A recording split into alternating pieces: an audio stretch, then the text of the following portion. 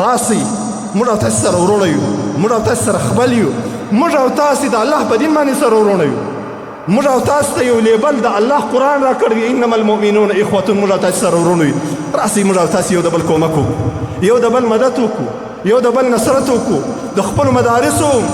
د خپلو محتممانو د خپلو علماو ملا وتړو ضرورت نه ورته لري الله د دغه دین حفاظت کوي الله داسې خلق پیدا کوي چې یې به جاهل فاسق فاجر به الله به د خپل دین ملا باندې وتړي خو لیکن د اسې زما او ستا امتحان دی د ابراهیم علیه السلام اور چې بل دی او مرغۍ یو په مشوکه کې یو څاڅکی اوبه راوړي په دې اور باندې اچي خپل اخلاص یې خالص ښکاره کوي په دې باندې اور نه مري او کربوړی بیا راځي و دې اور ته ورپکي کربوړي خپل خباثت ښکاره کوي د ابراهیم علیه السلام د نمرود اور یې نه کوي تیز اسیم په دا دنیا کې زموږ او ستاسې امتحان الله جل جلاله پر دې باندې کوي چې زما او ستا دا ځای وګوري څونه د الله د دین سره مخلص یې که ما د دغې مدرسې شاګردي نه وای کړې که ما دلته د حفیظ مومن ته پر یو ګونډه نه وای کښېنستلی د ده خبرې مې نه وی اورې د ده خوشکه مې نه وه وړې د ده احسان مې نه وای منلی او پر دې په دغه ځای کې زموږ درسګاه او په دې درسګاه کې ما یخو ګرمي نه وای تېره کړې قسم په الله نه به زما قرآن نه وای زده ما چې نن قرآن زده دی د دې مدرسې چې یو کوچنی درسګاه هم پرده یې ورباندې راګرځولې او کمره ممره لا نه وه دا چت لا نه و دې مدرسې دا اعزاز ما ته راوبخښئ چې نن الحمدلله زما غږ د دنیا شرق و غرب ته حتی د دنیا په ټولو ملکو کې الحمدلله زموږ ترتیب شته ده د اسلامي بیاناتو د اسلامي مسایلو د دین د بیانولو دپاره ده د مسلمانانو د اصلاح دپاره دا د کومې مدرسې برکت دا د دې مدرسې برکت نو که زموږ د دغې مدرسې ملا وتړو د دې علماو شاته ودرېږو دا علما خپل ځان ته رانږدې کړو او د دغو علماو په مجبورۍ باندې خپل ځان خبر کړو موږ او تاسې په دې علم کې ورسره حصه ده زموږ او ستاسې په دې درس کې ورسره حصه ده دا قرآن چې حافظ صاحب یادوي چې دې حافظ صاحب ته سهار ماښام ډوډۍ ونه رسېږي دې حافظ صاحب ته یو زبردسته استاد کښېنني او پر دې استاد باندې یو زبردسته ناظم نه وي او د دې ټولې مدرسې په راس کې یو محتمم نه وي دا مدرسه نشي چلېدلی نو خامخا به په یو نوع د انواعو باندې به ستاسې کومک او مدد د دې مدرسې سره وي او زموږ او ستاسې په دې کومک باندې به بیا داسې د الله د دین خادمان پیدا سي لکه حضرت مولانا شیخ شمس الله کوثري صاحب چې وویل چې اشرف علي تنوي نه راځي انور شاه کشمیري رحمت الله تعالی علیه نه راځي دا زما او ستا اولادونه او دا زما او ستا بچیان دا به پر دې منصب باندې ولاړ ما او تا به در خاورو لاندې یو زما او ستا به د قبر نشان لا ورک وي خو دا بچی به په یو منبر باندې ناست وي د الله جل جلاله قول به وایي دا بچی به په یو میراب کې ولاړ وي د رمضان میاشت وي د الله قرآن به تلاوتوي زما او ستا ګډ مات خدمت به الله قبول کړی وي رسول الله صلی الله علیه وسلم وایي اذا مات ابن آدم انقطع عنه عمله چې کله انسان مړ نور یې کاته بنده سول زه به یو خبره درته وکړم ګورې مختصره خبره نور یې ختموم زموږ په کلي کې یو سړی وفات سو 14 کروړ روپۍ جایداد یې پات سو خو دې سړي الله دې پر ده باندې رحم وکړي دې د الله د دین سره هېڅ نه وه جوړه دا مغربي تهذیب د دې سره ډېر متاثره و حتی د کمونیزم سره ډېر متاثره و قسم په الله دا سړی چې مړ سو د شپې پر 3 بجې یا 2 بجې مسجد ته راوړي زموږ په مسجد کې مردخانه ده د مړو د غسل د ځای دی په دې کې پرېږدئ قریبان یې ځینې ولاړه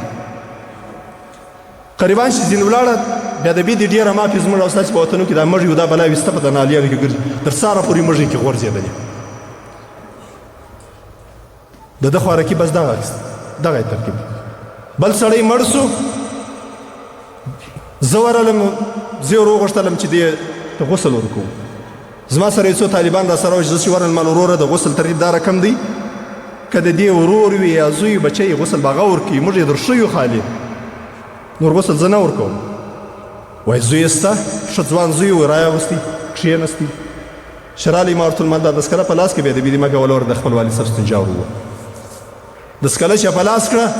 راغلی یم تازه له اسلام آباد ته و چې دا والد ته کښېنستی راپورته سو دا سر یې دی کې وایي دا کار له ما نه کېږي مال چې ته د خپل پلار ستنجا نسې ولی نو زه یې وروم زه یې ولاکه تر سبا دا وخت وروم ولاکه یا طالب لاس وروي ستا پلار دی چې نه کوې زه ولې وکړم زه خو بیا تا ته در ښه یم چې دا طریقه یې ده د غسل د ویک اوس راسه دا بلې خوا ته داسې را وګرځېږه زما والد صاحب چې وفات کېدی قسم په الله ماته یو وصیت وکړي غسل به ته راکوې غسل ما ورکړي دا یو وصیت راته وکړي چې په 2000 کې زما والد صاحب وفات شوی په 2000 کې زما والد صاحب ما ته وصیت وکړي د جنازې لمونځ به ته راکوې د جنازې لمونځ ما ورکړی دا د هغه اولاد چې تربیت یې د الله په دین باندې وسو د هغه اولاد چې تربیت یې د الله په دین باندې نه وسو دونه فرق دی که موږ او تاسې خپل مال او ځان د دغو مدرسو سره مخلص کړو مدرسه خو اوس مؤسس خدای چلی الله یې معاونت کوي ان تنصر الله ینصرکم دا خو د خدای وعده ده ته د خدای دین خلکو ته رسوي ستا کومک به الله نه کوي دا خو به خامخا الله جل جلاله کوي خو هسې به الله دا زموږ بخت دا زموږ سعادت دا زموږ نیکبختي به دا وي چې زما یې 15 روپۍ زما یو صحیح مشوره زما اخلاص محبت د دغو علماو سره شامل شو بس نور هېڅ شی لا نشته زموږ په کلي کې ډاکټر کلیم الله صاحب دی زموږ دلته به تبلیغي ساتیان به پېژني زبردسته ډاکټر دی د کوټې په ډېرو ښو ډاکټرانو کې یو ډاکټر دې سړي د الله په دین کې وخت ولګ ولاړی تبلیغ ته ولاړی هلته دا سړی په دې پوه سو چې زما دپاره اوله ور دا ضرورت دی چې زه قرآن عظیم شان په لفظ باندې څه زده کړم قرآن عظیم شان زموږ مؤمن بیهي دی ما ایمان ورباندې راوړی دی او ویلی یې نسم ډګرۍ د ډاکټري را سره ده قرآن صحیح نسم ویلی د سړی رالی په مدرسه کې داخله واخیستله له ما سره مشوره د نورو سره مشوره چې زما ته د دې موقع راکړي چې زه په درسګاه کې د دې ماشومانو سره کښېنم زه د الله قرآن صحیح زده کړم الحمدلله هغه سلسله یې جاري وساتل قرآن یې زده کړي الله جل جلاله د علماو د مدرسو او د تبلیغ د حضراتو سره تبلیغي حضراتو سره د ملګري سبب د دې سو چې نن ډاکټر صاحب ودرېږي او بیان کې ستا به دا ګمان سي چې دا د یو زبردستې مدرسې فاضل دی نو زما ورونه د علماو ملګري وکړي او دا قرآن موږ ته وایي وکونو مع الصادقین څوک شي دا تفسیر دا لیکي هغه څوک چې ظاهر او باطن دا د الله جل جلاله په دین باندې برابر وي هغه څوک چې نیت یې اصلاح وي لکه شیخ صاحب چې په هغه روایت کې ویلي دی د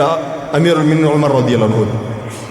او هغه څوک چې د قول او عمل د رسول الله صلی الله علیه وسلم پر طریقه باندې دا څوک دی رسول الله صلی الله علیه وسلم شاهد وایي دا علما دي الله جل جلاله دې موږ